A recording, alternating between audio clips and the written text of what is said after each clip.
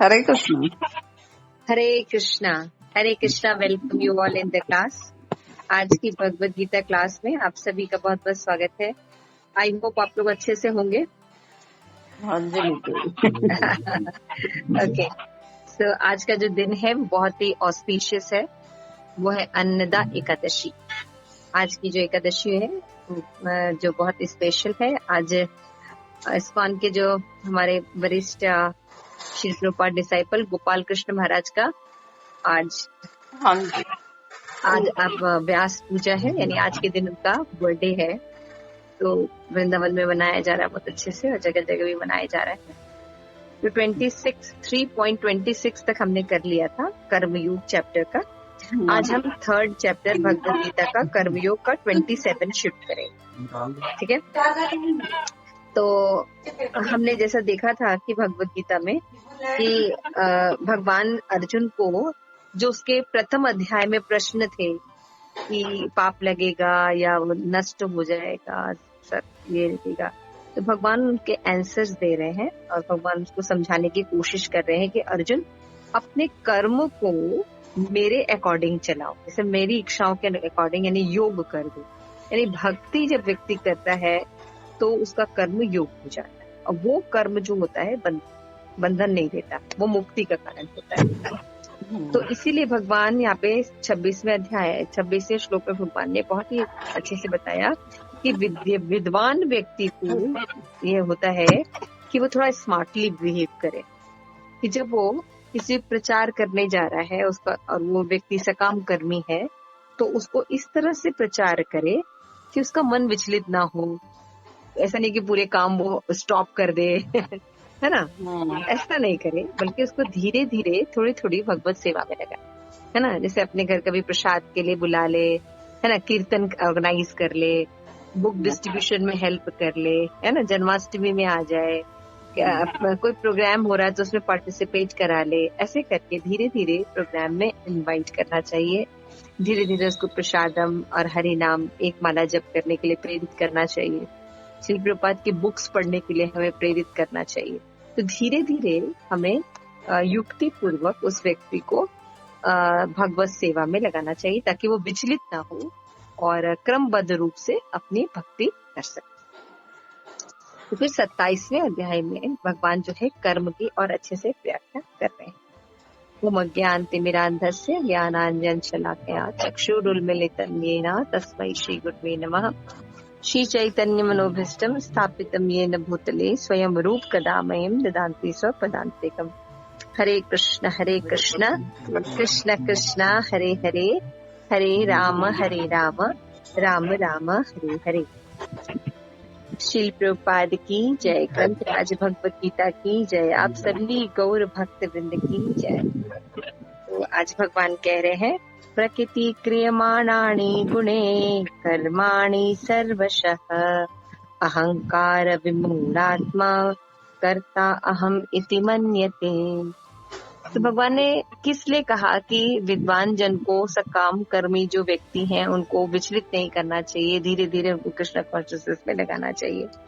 क्योंकि उसका रीजन है, कि उसका रीजन क्या है ये इस श्लोक में बताया है कि जीवात्मा जो होती है अहंकार के प्रभाव से मोहग्रस्त होकर अपने आप को समस्त कर्मों का कर्ता मान बैठता है, जबकि वास्तव में प्रकृति के तीनों गुणों के द्वारा संपन्न किए जाते। तो जिस भगवान के भक्त नहीं होते वो क्या होते हैं, वो माया के भक्त होते हैं, है ना, तो माया के अधीन होते हैं। तो उसमें जो व्यक्ति माया के अधीन होता है तो भगवान उसकी स्थिति बताता है कि जब वो जीवात्मा प्रकृति के वश में होता है, भगवान को स्वीकार नहीं करता, तो उसमें क्या होता है, जीवात्मा मोहग्रस्त। क्या मोह रहता है उसको, कि वो अपने आप को हर व्यक्ति का, हर चीज का कर्ता मानता है।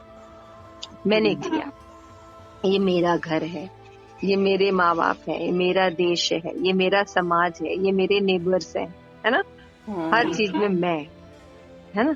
तो जीवात्मा जो है अहंकार वश होता है और समस्त कार्यों में अपने को कर्ता मानता है ना। हम के अंदर कितनी ज्यादा टेंडेंसी है ये। लेकिन अगर वो ध्यान से देखा जाए तो वो कार्य जो कह रहा है कि मैं कर रहा हूँ, एक्चुअल में प्रकृति के द्वारा किया जा रहा है ना? प्रकृति के द्वारा किया जा रहा है। तात्पर्य पढ़िए तो और क्लियर होगा। पढ़िए माता जी।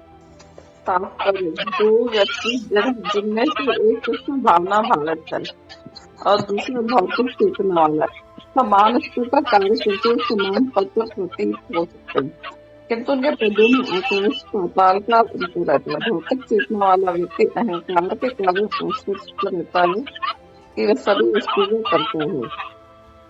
वह यह नहीं जानता है शरीर की रचना प्रकृति द्वारा हुई है, जो परमेश्वर की अध्यक्षा में कार्य करती है। भौतिकतावादी व्यक्ति यह नहीं जानता कि तंत्रों बुतों कृष्ण के अधीन है।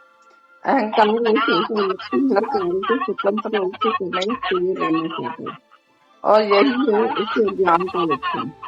उसे यह ज्ञान नहीं कि उसके स्थूल तथा सूक्ष्म शरीर की रचना प्रकृति के द्वारा भगवान की अध्यक्षता में की गई है। अतः सारे शारीरिक तथा मानसिक कार्य कृष्ण भावना भारत में रहकर कृष्ण की सेवा में तत्पर होना चाहिए। अज्ञानी व्यक्ति ये भूल जाता है कि भगवान जिसकी कोई स्थिर नहीं करी, अर्थात वह शरीर से इंद्रियों में शामिल है। इंद्रिय तृप्ति के लिए इंद्रियों का निरंतर उपयोग करते रहने से अहंकार के आगे वस्तु को मोहग्रस्त रहता है, जैसे वह कृष्ण के साथ अपने शाश्वत संबंध में भूल जाता है। तो यहाँ पे बहुत ही अच्छे से क्लियर कर रहे हैं और श्री प्रभुपाद अपने पदकोट में आचार्यों का कोट लिख रहे हैं। तो वहाँ पे बता रहे हैं कि दो तरह के लोग होते हैं, एक भक्त होते हैं जो कि कृष्ण कॉन्शियसनेस होते हैं, वो भगवान की भक्ति करने का प्रयास करते हैं, और दूसरे जो होते हैं वो सकाम कर्मी, भौतिक चेतना वाले लोग होते हैं। तो दोनों व्यक्ति में अंतर होता है, आकाश पाताल का अंतर होता है। क्या क्या अंतर होता है? जो भौतिक चेतना वाला व्यक्ति होता है वो ये सोचता है कि जितनी चीजें भी हो रही हैं वो उसका कारण वो है। लेकिन जो भगवत भक्त है वो सोचता है कि सारी चीजें जो है वो भगवान के कारण हो रही। और ये वो कैसे सोचता है? शास्त्र पढ़कर, भगवत भक्तों का एसोसिएशन करके और आत्म साक्षात्कार प्राप्त करके ये समझ में आता है उसको कि सारा जो कार्य है वो प्रकृति कर रही है और प्रकृति को भगवान कृष्ण नियंत्रित करते हैं। यानी भगवान कृष्ण की अध्यक्षता में प्रकृति सारे कार्य करती है, लेकिन अहंकार बस जीव क्या सोचता है कि सारे कार्य को करे। जैसे अगर व्यक्ति सोचता है कि ये मेरा बेटा है, ठीक है ना? अच्छा ठीक है, आपने ये तो कहा कि वो मेरा बेटा है, लेकिन अगर मान लीजिए उसका बॉडी भी हम बोला जाए तो क्या आपने उसकी बॉडी बनाई है? नहीं।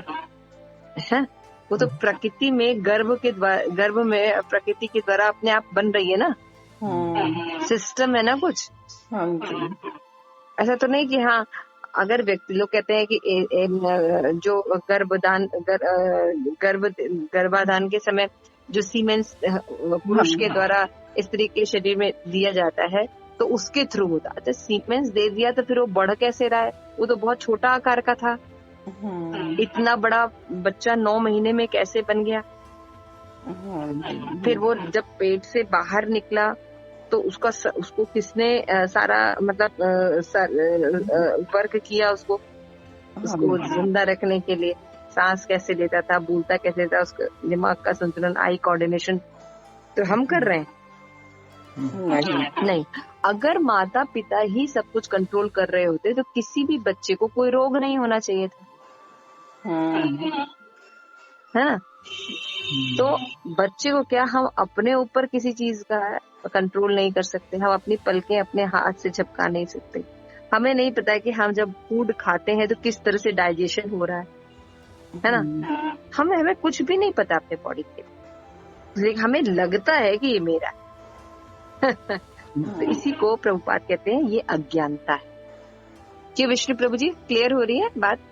हाँ जी, बिल्कुल क्लियर। कि अज्ञान में जब व्यक्ति होता है, किसी भगवान के भक्तों का एसोसिएशन नहीं होता है, मटेरियल एजुकेशन होता है, मटेरियल लोग होते हैं उसके आसपास, तो वो क्या सोचता है कि मैं ये करता हूँ, मैं नहीं करूंगा तो कैसे चलेगा, है ना?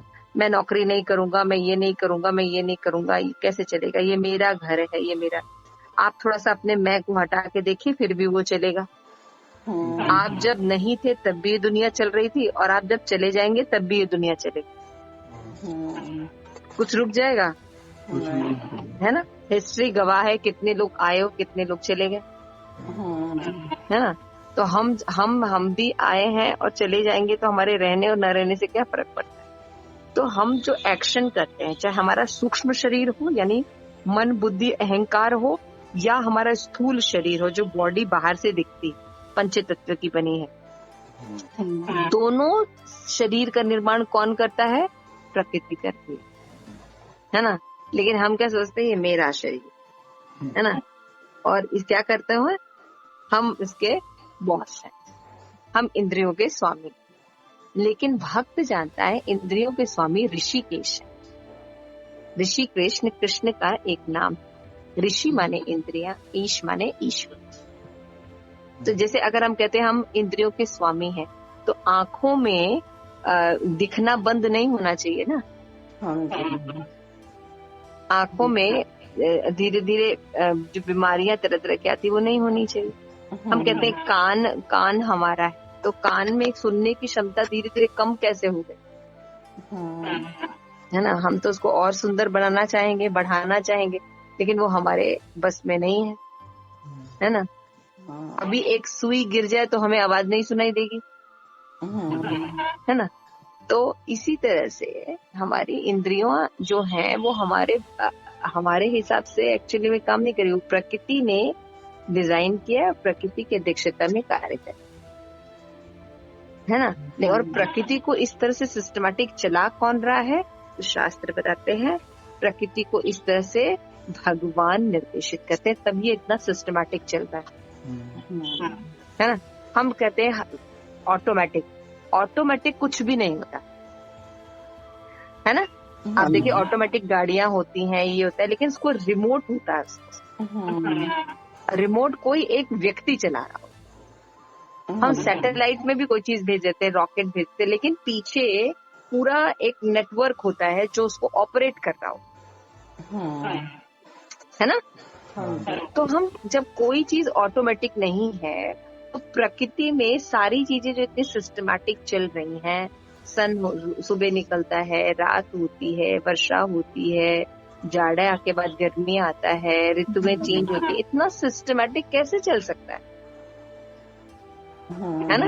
इसके पीछे क्या कोई है? नहीं, इसके पीछे भगवान। तो इसीलिए भगवान कह रहे हैं कि प्रकृति क्रियमाणानि गुणे कर्माणि सर्वशः। समस्त जो कार्य है वो प्रकृति के 3 गुणों के द्वारा संपन्न किए जा रहे हैं। लेकिन प्रॉब्लम क्या है? अहंकार विमूढ़ आत्मा।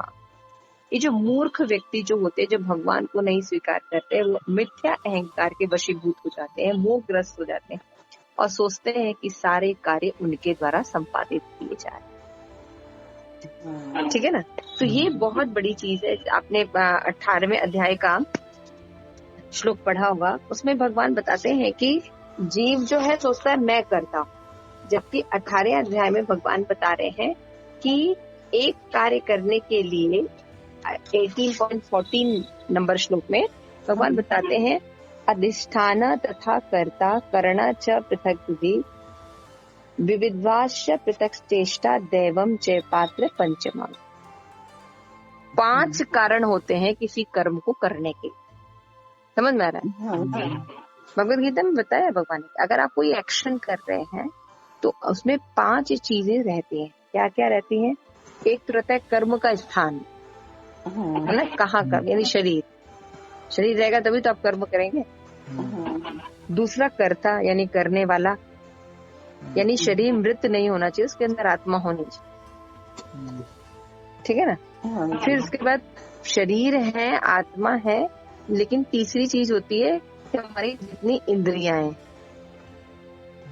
अब इंद्रिय नहीं रहेगी तो हम कर्म कैसे करेंगे? देखेंगे कैसे, सुनेंगे कैसे, नाक से सूंघेंगे कैसे, है ना? जीभ से स्वाद कैसे लेंगे? त्वचा नहीं है तो गर्म ठंडा तीखा अनुभव नहीं होगा, है ना? तो इंद्रियां होनी चाहिए। और फिर उसके बाद इंद्रियां हो, लेकिन उनकी चेष्टाएं भी होनी चाहिए, वो ठीक से काम कर सके, है ना? बहुत से लोगों की इंद्रियां होती हैं लेकिन वो अंधे होते हैं, हाँ जी, कान होते हैं लेकिन सुन नहीं सकते, सब नहीं करते ऐसा हैं। नहीं। इंद्रिया और उनकी चेष्टाएं भी होनी चाहिए। और उसके बाद जो सबसे मेन चीज है भगवत गीता में भगवान कहते हैं वो है परमात्मा, है ना। ये चीजें तो बहुत आवश्यक है, शरीर, कर्ता, इंद्रियां, उनकी चेष्टाएं, और पांचवा तत्व होता है परमात्मा। जब ये पांचों चीज मिलती है तब कोई एक्शन होता है। और साथ में ये भी बताते हैं कि जो पांचवा तत्व है परमात्मा, ये सबसे ज्यादा इम्पोर्टेंट किसी भी कर्म में, ठीक है ना। मान लीजिए किसी व्यक्ति की इंद्रियां ठीक नहीं है, आईज नहीं ठीक, उसकी चेष्टाएं नहीं है, लेकिन अगर परमात्मा चाहे तो वो देख सकता है। सूर्यदास अंधे थे, लेकिन कृष्ण के रूप को आप उनके पद देखिए, उनके दोहे देखिए, उसमें सारा वर्णन है भगवान के रूप का, रंग का, कलर का, है ना। कैसे पता चला उनको? तो परमात्मा चाहे तो ये चार ऑब्जेक्ट नहीं भी रहे तब भी वो कोई भी कार्य कर सकते हैं, लेकिन ऊपर के चार चीजें रहें, शरीर रहे, कर्ता रहे, इंद्रियां रहे, उनकी चेष्टाएं रहे, लेकिन परमात्मा ना रहे तो कोई कार्य नहीं हो सकता। समझ में आ गया? अब शास्त्र के अनुसार ये पांच चीजें होती तब कर्म होता है, तो यानी व्यक्ति यानी कर्ता एक पार्ट हुआ, है ना। समझ में आ रहा है?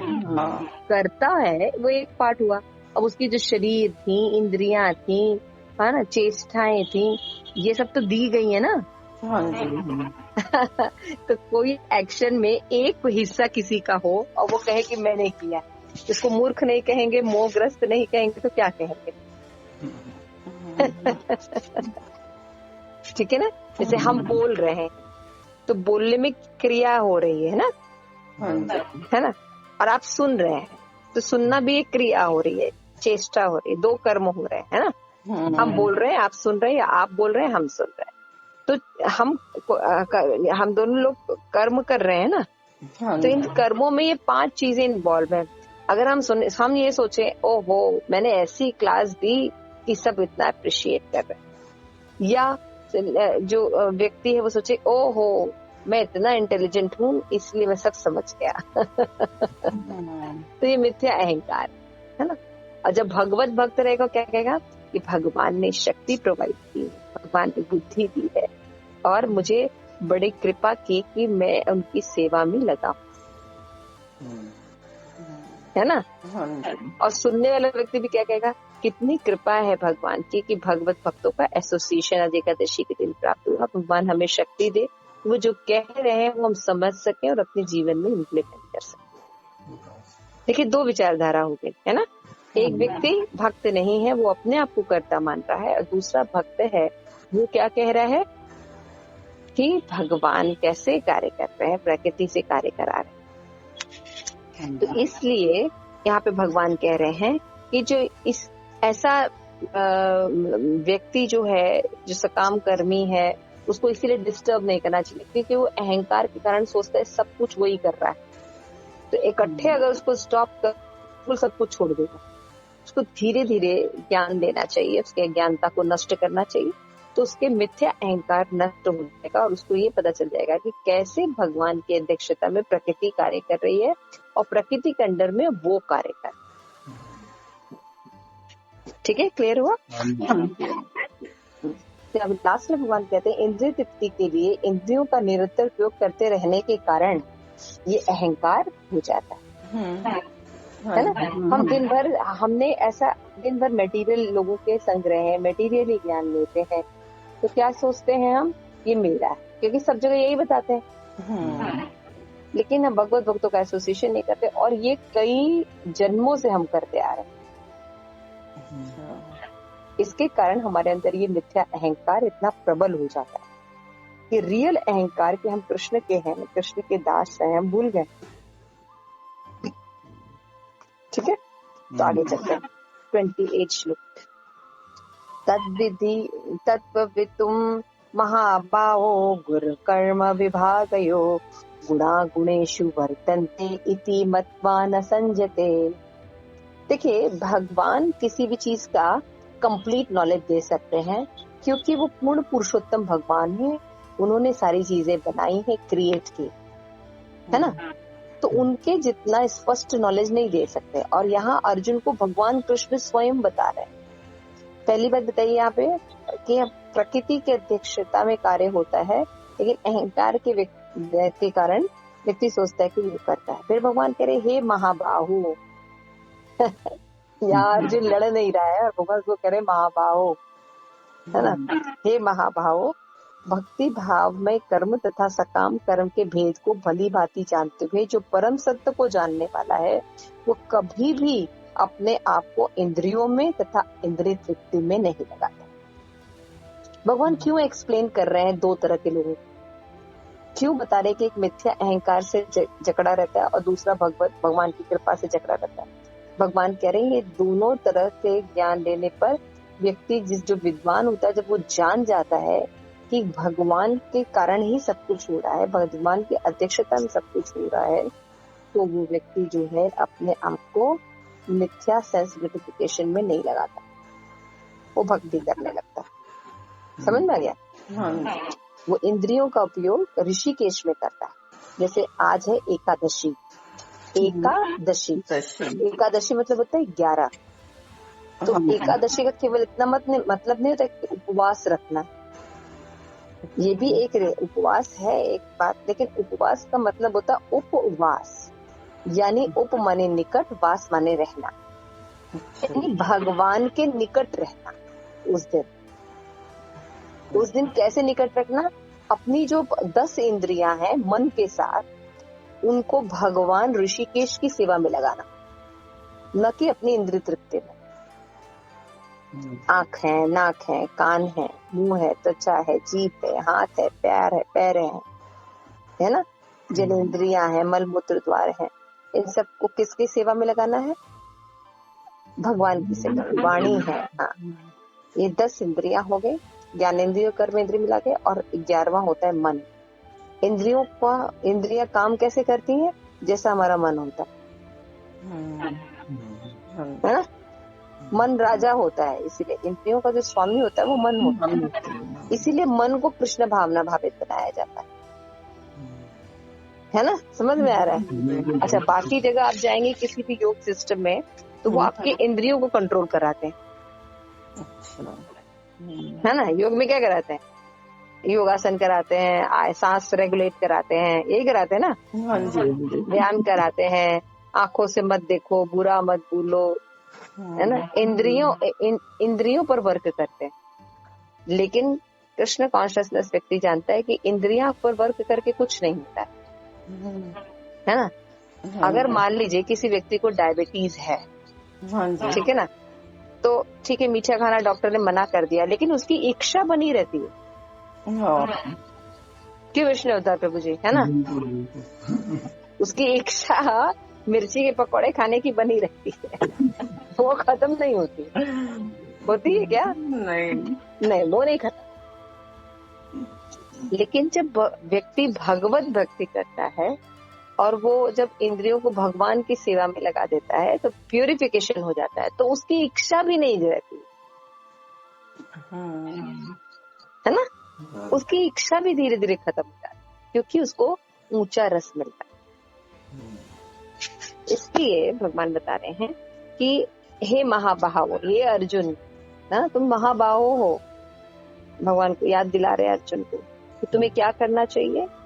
मतलब ये समझ जाना चाहिए कि भगवत भक्ति सब कुछ है, और अपनी इंद्रियों को भगवान की सेवा में लगाना चाहिए, यानी भगवान जो कह रहे हैं वो करो, न कि अपने अनुसार। ठीक है ना। तो इसलिए ये भेद जानना बहुत जरूरी है, सकाम कर्म और भक्ति। जब हम दोनों में भेद समझ जाते हैं, तो हम कभी भी सकाम कर्म नहीं करेंगे, कभी भी इंद्रिय तृप्ति नहीं करेंगे। ठीक है, इसका पर्पज भी विष्णु प्रभु जी।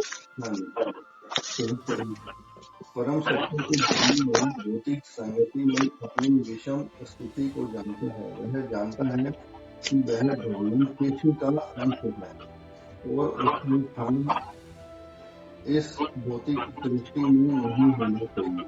वह अपने वास्तविक स्वरूप को भगवान के अंश के रूप में जानता है। जो सत चित आनंद है, और उसे यह अनुभूति होती रहती है कि मैं किसी कारण से देहात्म बुद्धि में फंस चुका हूँ। अपने अस्तित्व की शुद्ध अवस्था में उसे सारे कार्य भगवान कृष्ण की सेवा में नियोजित करने चाहिए। फलतः वह अपने आप को कृष्ण भावनामृत के कार्यों में लगाता है और भौतिक इंद्रियों के कार्यों के प्रति सद्भावनासक्त हो जाता है, क्योंकि ये परिस्थितियां जन्म तथा अस्थायी है। वह जानता है कि उसके जीवन की भौतिक अपेक्षा भगवान के नियंत्रण में है। फलतः वह सभी प्रकार के भौतिक बंधनों से विचलित नहीं होता, क्योंकि वह इन्हें भगवत कृपा मानता है।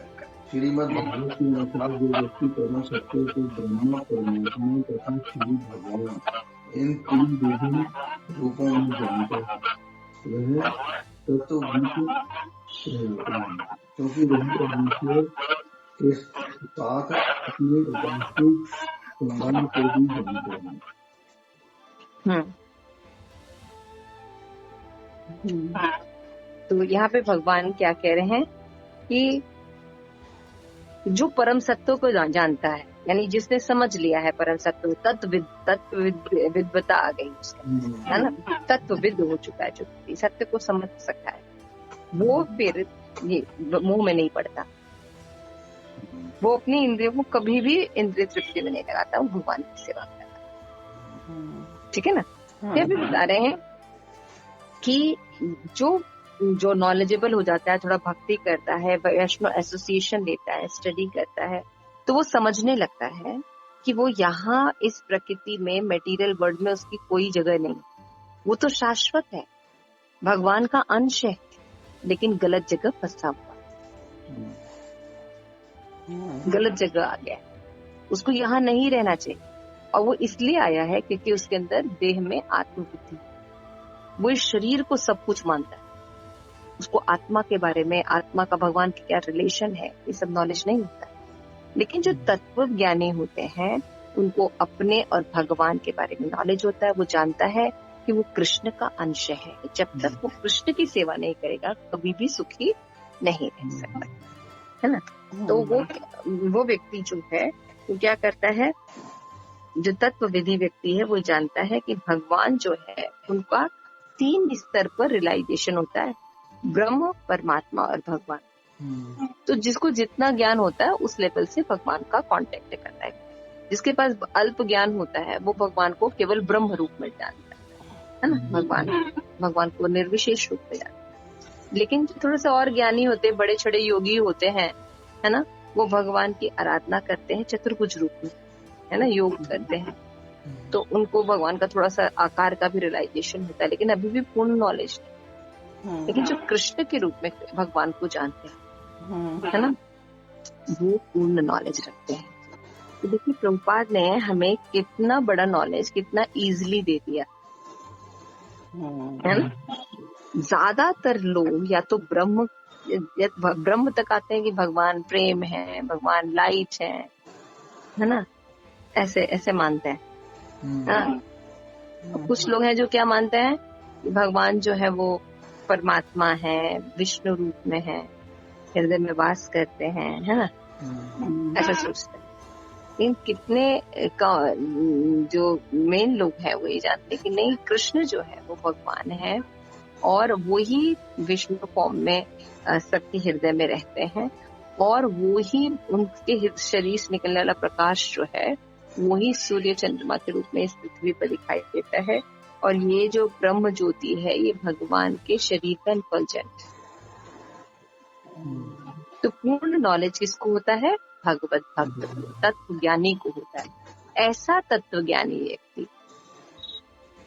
व्यक्ति प्रभुपाद क्लियर कर रहे हैं, जिसको ये नॉलेज होता है भगवान का, ऐसा तत्व ज्ञानी व्यक्ति कभी भी अपनी इंद्रियों को भगवान के सिवाय इंद्रिय तृप्ति में नहीं लगाता। वो अपनी इंद्रियों को ऋषिकेश की सेवा में लगाता है। तो मैंने आपको बताया एकादशी में क्या करना चाहिए, अपनी इंद्रियों को 10 इंद्रियां मन के साथ भगवान ऋषिकेश की सेवा में लगाना चाहिए। ये होता है एकादशी का मतलब, उपवास, भगवान के पास रहना, है ना।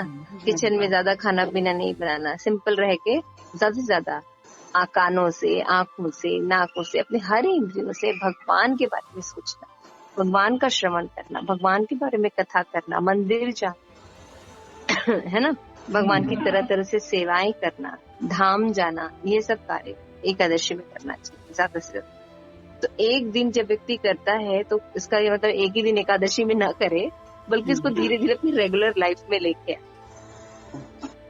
ठीक है, ओके। 29 श्लोक हम पढ़ते हैं। तो भगवान इसमें बता रहे हैं कि जो तत्व ज्ञानी होता है वो व्यक्ति दोनों में भेद जानता है ना, कि सकाम कर्म क्या होता है, भगवत भक्ति क्या होती है, और इसलिए वो कभी भी मोहग्रस्त नहीं होता, वो प्रकृति के मोह में कभी नहीं पड़ता, वो हमेशा भगवान की सेवा में लगा है। अभी भगवान क्या बता रहे हैं, प्रकृति गुण सम्मूढ़ा संजते कर गुण कर्मशु तान अकृत विधम मदाना कृतस्त विद्य न विचालये।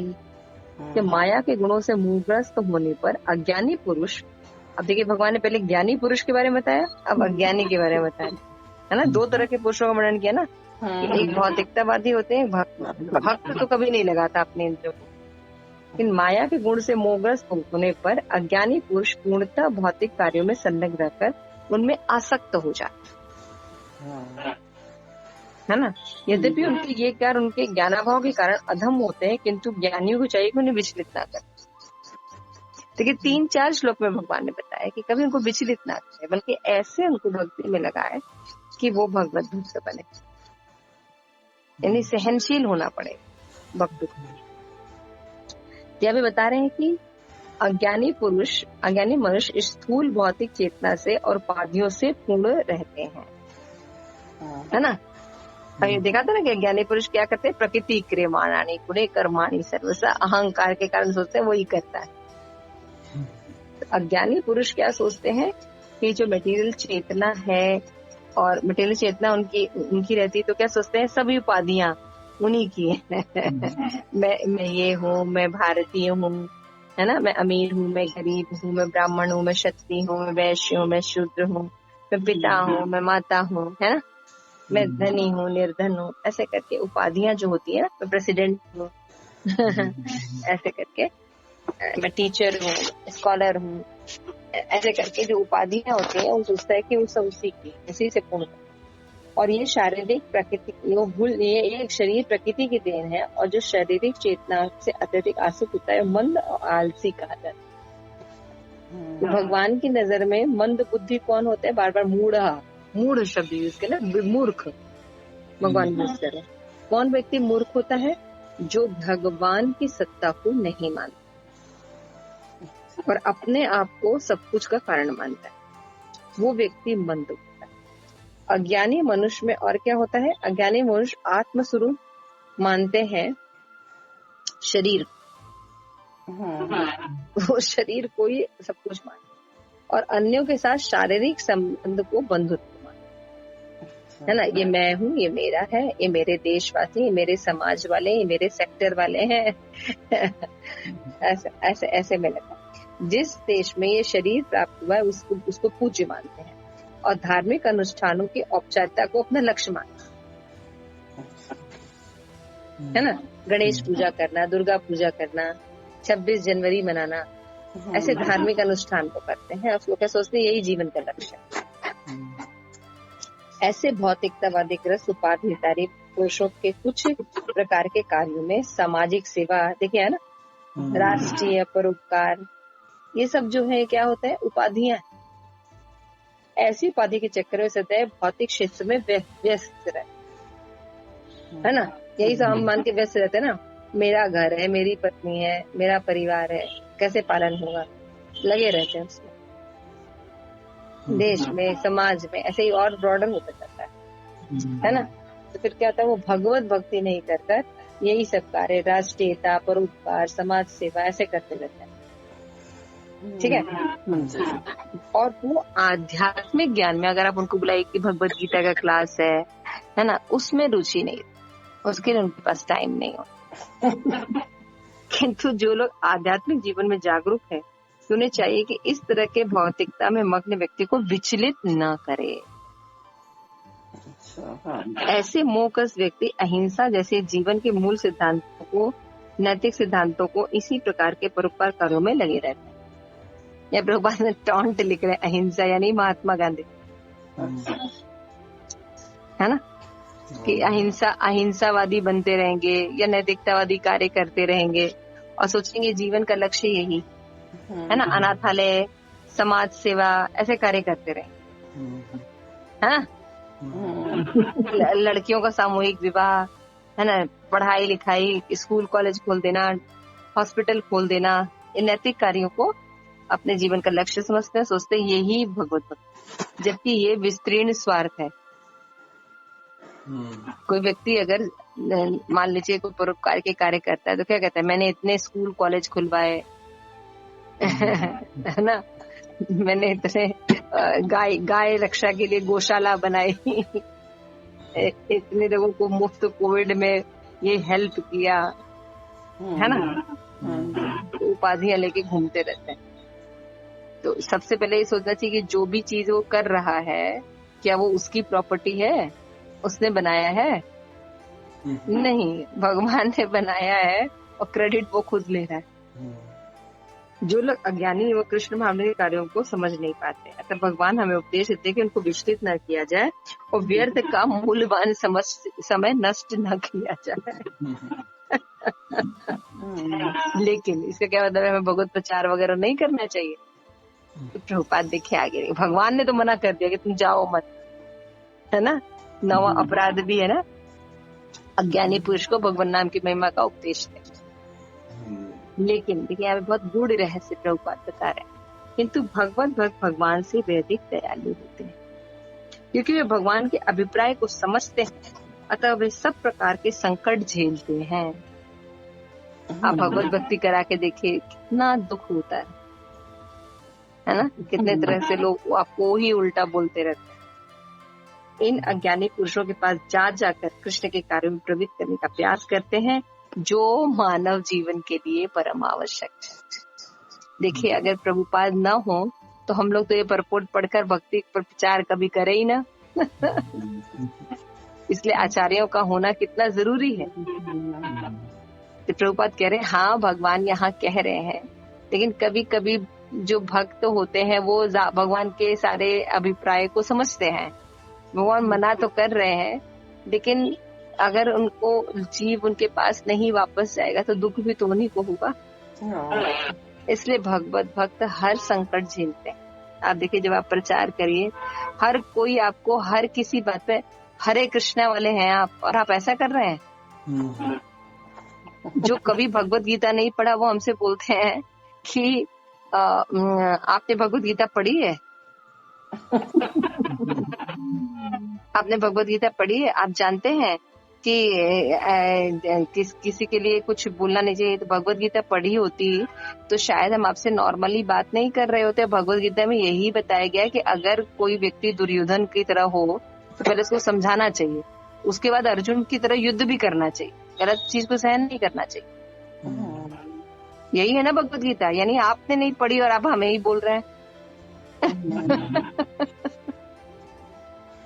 भगवत गीता में अर्जुन युद्ध नहीं करना चाहता, है ना। उसी तरह हम सही हो गलत हो तो हमारे पे कुछ भी कहता, हम कुछ बोलते नहीं है, नहीं छोड़ो जाने दो, अन्याय से। वो जो दुष्ट प्रवृत्ति के लोगों के मनोबल को और बढ़ाने लगता है, वो और ज्यादा करने लगते हैं, है ना।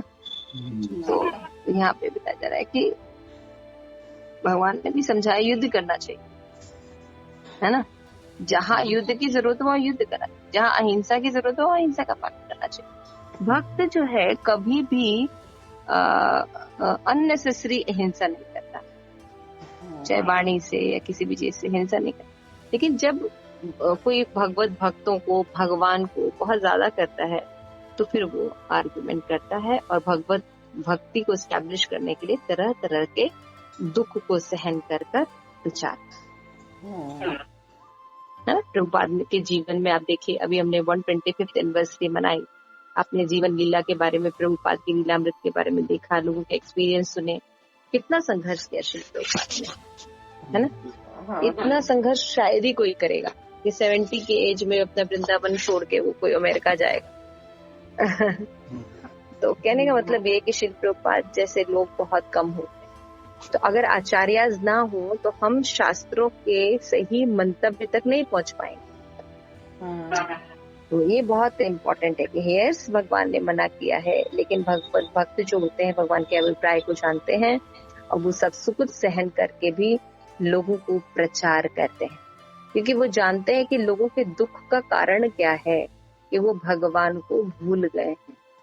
जब वो भगवान को अपने जीवन में पुनः उनके अनुसार स्टैब्लिश कर लेंगे, उनके सारे दुख समाप्त हो जाएंगे। इसलिए भगवान यहाँ पे बहुत ही अच्छा उपदेश दे रहे हैं श्लोका नंबर 30 में। मयि सर्वाणि कर्माणि सन्न्यस्य आध्यात्म चेतसा निराशे निर्मनो भूत्वा युद्धस्व विगज्वर। ये भगवान सिद्धांत बता रहे, ये करना है हमें। भगवान इतना नॉलेज देने पर कह रहे हैं, इसलिए क्या करना चाहिए, सारे कर्मों को मुझे अर्पित करके मेरे पूर्ण ज्ञान से युक्त होकर लाभ की आकांक्षा से रहित, स्वामित्व के दावे के बिना तथा आलस से रहित होकर युद्ध करो। क्या क्या भगवान कह रहे हैं कि अपने सारे कार्य मुझे समर्पित कर दो। जब तुम तत्व ज्ञानी बन जाओगे, भगवत भक्ति करने लगोगे, भगवान को समझने लगोगे, तो अब अपनी रिस्पॉन्सिबिलिटी नहीं लगोगे मेरे कारण कुछ हो रहा है ना। भगवान को भगवान कह रहे हैं प्रचार करना तो मैं प्रचार, भगवान कह रहे युद्ध करना चाहिए मैं युद्ध करना चाहिए, भगवान कहते हैं हमें शांत रहना चाहिए, हमें सहनशील रहना चाहिए, है ना। तो भगवान को समर्पित करके, और समर्पित करना ही, हाँ भाई भगवान के शरण में, लेकिन कैसे समर्पण करना है, ज्ञान के द्वारा। हम तो कहते हैं सब कुछ तो भगवान का ही है, लेकिन गीता के अनुसार कोई काम नहीं करते। हम कुत्ते पालते हैं ब्राह्मण होके, है ना। तो पूर्ण भगवान कह रहे हैं ऐसा सरेंडर नहीं करना है, ज्ञान से युक्त होना है। और ज्ञान से युक्त होकर ये भी देखना होगा कि हमें कोई लाभ हो, ऐसा नहीं है, लाभ की आकांक्षा नहीं होनी चाहिए। और दूसरा भगवान कह रहे हैं स्वामित्व का भाव नहीं थी, मैं करता, है ना। और आलस से नहीं करना चाहिए, समझ में है। इन चीजों को त्याग करके मयि सर्वाणि कर्माणि सन्न्यस्य आध्यात्म निराशी निर्ममो भूत्वा युद्धस्व विगज्जन। तो खाली युद्ध नहीं करना है, उसके साथ भगवान ने ये सब पॉइंट रखे हैं, ऐसे युद्ध करना। इसीलिए बहुत से लोग भगवत भक्ति करते हैं, लेकिन वो सारे कार्य भगवान को ज्ञान के द्वारा अर्पित नहीं करते, लाभ की इच्छा रखते हैं, और स्वामित्व होता है और आलसी होते हैं, कभी करते हैं कभी नहीं करते हैं, नियमित नहीं होते। तो ये श्लोक भगवत गीता के प्रयोजन को स्पष्ट करता है। प्रयोजन मतलब भगवत गीता क्यों लिखी गई है, एम क्या है, पर्पस क्या है, यही है कि भगवान ने भगवत गीता में कहा है कि अपने सारे कर्म मुझे ऑफर करो। जैसे बहुत से लोग कहते हैं कहाँ लिखा है, भगवान कहाँ कहते हैं कि सब कुछ मुझे दो, भगवान के पास तो सब कुछ खुद ही है। देखिए यहाँ लिखा है भगवत गीता के 3.30 नंबर श्लोक, है ना। और 18 अध्याय में भी भगवान फिर से रिपीट करेंगे, सर्वधर्मान परित्यज्य मामेकं शरणं व्रज, है ना। तो ये श्लोक जो है ये प्रयोजन है, एम है भगवत गीता का। तो भगवान शिक्षा दे रहे हैं कि स्वधर्म पालन के लिए जिस तरह सैन्य अनुशासन के अनुसार पूर्णतः कृष्ण भाव भक्ति कैसी करनी चाहिए, जैसे मिलिट्री में लोग left right left left right left, shoot it don't shoot it don't shoot it, बाउ डाउन, देखा मिलिट्री सेशन, ऐसा भगवत भक्ति में होना चाहिए कि भगवान के अनुसार ऐसे कार्य करना चाहिए, आलस नहीं, है ना। आज हमने 2 दिन हम बहुत उठ गए, जन्माष्टमी में उठ गए, प्रभुपाद के अपीयरेंस डे पे खूब उठ गए, अब हम एकादशी वाले दिन थोड़ा सो ही लेते, बहुत थक गए। नहीं, भगवत भक्त उस दिन भी वही उठेगा और फिर अपनी माला को कंप्लीट करेगा, भागवतम पढ़ेगा, है ना, भगवान की सेवा करेगा, प्रसाद पाएगा। तो स्वधर्म का पालन वो हमेशा करेगा, आलस्य नहीं करेगा। तो सैन्य अनुशासन की तरह, दिस इज वेरी इंपॉर्टेंट। जैसे मिलिट्री शासन में अनुशासन होता है, वैसे भक्ति में अनुशासन होता है। ऐसा नहीं कि ठंड आ रही है तो हम आराम से उठेंगे 7 बजे, नहीं, उस दिन भी सुबह उठता है, मंगला आरती करता है, भगवान का कीर्तन करता है, स्नान करता है ना, समझ रहे मतलब। सैन्य अनुशासन की तरह भगवान की भक्ति करनी चाहिए। किसी भी कृष्ण से आश्रित होकर स्वधर्म का पालन करना ही चाहिए, क्योंकि वह जीव की स्वाभाविक स्थिति। कैसे पालन करना चाहिए? मिलिट्री शासन की तरह नियमों को पालन करना चाहिए, क्योंकि ये जीव की स्वाभाविक स्थिति। अतः कृष्ण ने अर्जुन को युद्ध करने के इस आदेश दिया, मानो भगवान उनके सेना नायक हो। परमेश्वर की इच्छा के लिए मनुष्य को सर्वस्व बलि करने की तथा साथ ही स्वामित्व जताए बिना धर्म का पालन करना चाहिए, है ना। तो अर्जुन को भगवान के आदेश का मात्र पालन करना था। परमेश्वर समस्त आत्माओं की आत्मा है, अतः पूर्णतः परमेश्वर पर आश्रित रहता है। यह दूसरे शब्द में पूर्णतः कृष्ण भावना भावित है, वो आध्यात्म चेतसः कहलाता है। आध्यात्म चेतसः का मतलब है जो भगवान के बताए गए नियम के अनुसार कार्य करता है। ठीक है विष्णु प्रभु जी, क्लियर हो रही है बात? कि ऐसा नहीं कि हम भक्ति करते तो हम अपने मन से काम करेंगे, नहीं, जो शास्त्र में नियम बताए गए उनके अनुसार कार्य करने वाले, ठीक है ना। तो ये हो गया। तो भगवान कह रहे हैं कि निराशी का अर्थ होता है स्वामी के आदेशानुसार कार्य करना, किंतु फल की इच्छा न रखना, आशा नहीं रखना, है ना, कि हमको अगर इस काम से स्वतंत्रता मतलब अप्रिशिएशन मिलेगा तभी हम करेंगे, है ना। इस सोसाइटी में हमें बड़ा अच्छे से लोग अप्रिशिएट करते हैं, इसलिए हम यहीं पर प्रचार करेंगे, हम आगे वाले सोसाइटी में नहीं करेंगे, है ना। आशा नहीं, आशा के नहीं होनी चाहिए हमें, एक सम फल की आशा नहीं होनी चाहिए। कोषा अध्यक्ष अपने स्वामी के लिए लाखों रुपए गिनता है, एग्जाम्पल दे रहे प्रभुपाद, लेकिन उसमें से 1 पैसा भी नहीं रखता, है ना। जैसे बैंक में बहुत से लोग जॉब करते हैं, दिन भर कैश गिनते रहते हैं लेकिन 1 भी पैसा उनका नहीं, है ना। इसी प्रकार मनुष्य को समझना चाहिए संसार की किसी भी व्यक्ति का कुछ भी नहीं है, सारी वस्तुएं भगवान की। ये कितना सुंदर एग्जाम्पल दिया प्रभुपाद बैंकर का। और मई का अर्थ है मुझको का वास्तविक तात्पर्य ये है कि जब मनुष्य इस प्रकार से कृष्ण भावना भावित में कार्य करता है, समझ में आ रहा है मतलब।